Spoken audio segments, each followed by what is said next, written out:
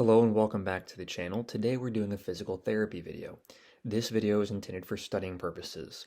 However, if you notice some principles that you are interested in trying on yourself, you should always talk to your physician or doctor or nutritionist or specialist that you have before trying them. Again, this is educational. Thank you so much for being here. Don't forget to hit like and subscribe if you like these sorts of videos. So as the title suggests, we're looking at the difference between seekers and needers. And so here you can see the arrow that I have breaking that down. So the high end of the arrow would be the top, and the low end would be the low. You can see on the top part of the arrow, you got attackers and avoiders. On the bottom, you've got seekers and needers. Now, what are we talking about here? Well, someone who is an attacker or avoider is somebody that wants predictability in their environment. So we're kind of talking about focus, attention, and the ability of people to mentally handle the stimuli that they're receiving from their environment. Now, everybody probably exists somewhere on the spectrum, more towards the top or more towards the bottom. And to be honest, it probably depends on a given day. But with people with mental issues, people with stimulus issues, people with neuronal issues, developmental issues, they're going to struggle verbalizing these to you, which is why it's important for us to recognize this. I mean, shoot, if you're having a bad day, you probably have a hard time verbalizing this to your friends, your peers, or your family about why you do or don't like things. So hopefully this will help illuminate this for all of us. So what is an attacker? An attacker is someone who attacks due to perceived unpredictability. So if you're bringing an unpredictable stimulus into their environment, which in this case could be jogging, running, backflips, somersaults, spinning on a tire swing, if those still exist. Those are all things that the child is going to perceive, or an adult is going to perceive, as unwanted unpredictability. They want to live in predictability, which would be taking like a weighted blanket and putting around them so that pressure, pushes on them and it's a constant stimuli that is predictable.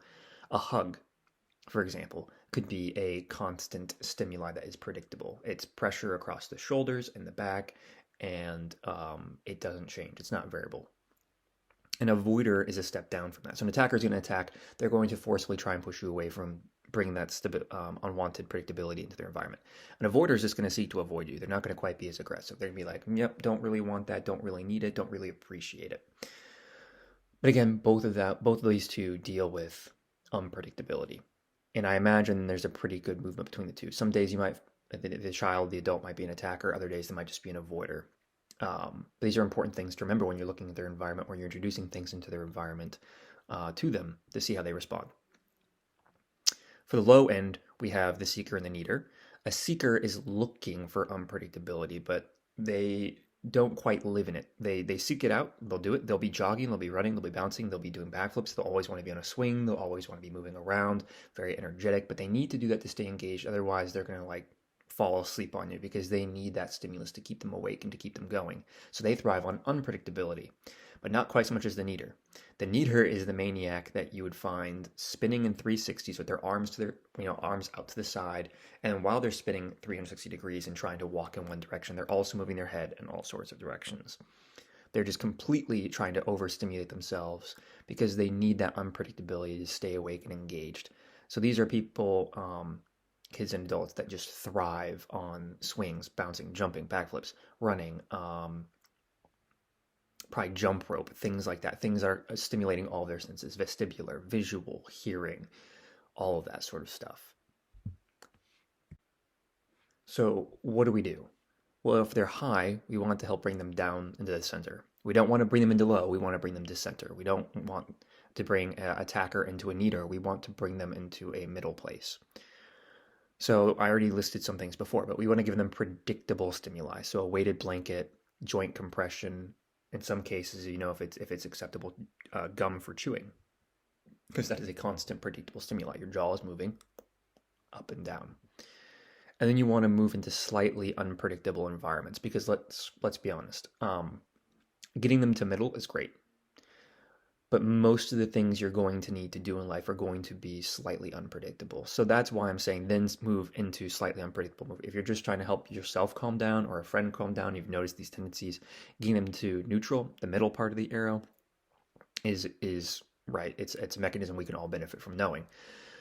But if you have to move into an unpredictable environment, which we all do at some point, then you slowly, gently move them into that. And so for a child, in this case, this would look like a swing, like just straight forward and back swing, just nice, gentle swing. And they're going to get used to that little bit unpredictable environment, and they're going to notice, okay, it's not as scary as I thought. It's not overstimulating. I'm just moving forward and backward. My vestibular system's engaged, visuals engaged, and I'm learning this is a normal, reoccurring stimuli.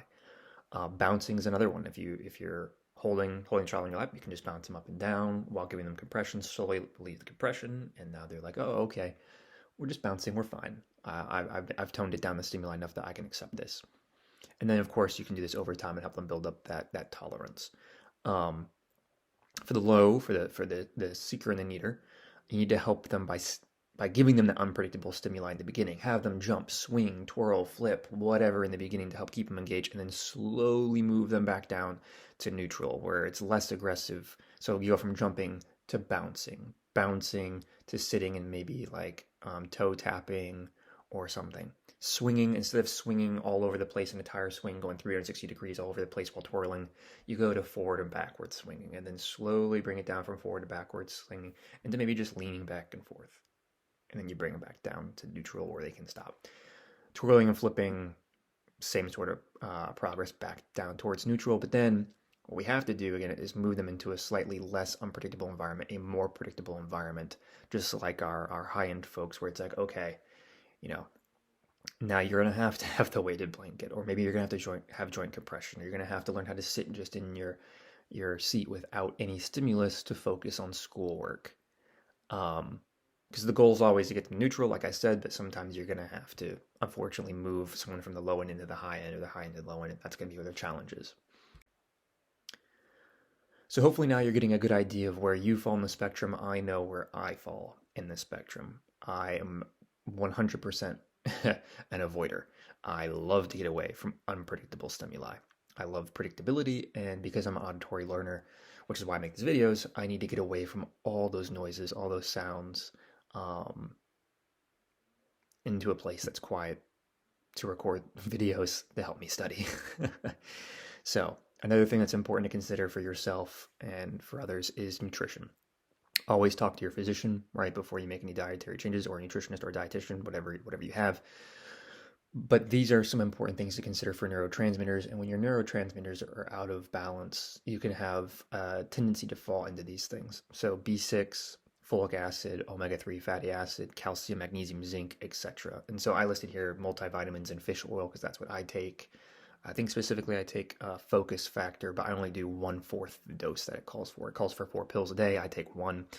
And for my fish oil, I used to do cod liver fish oil, but now I just do like fish oil pills, and that seems to help me pretty good.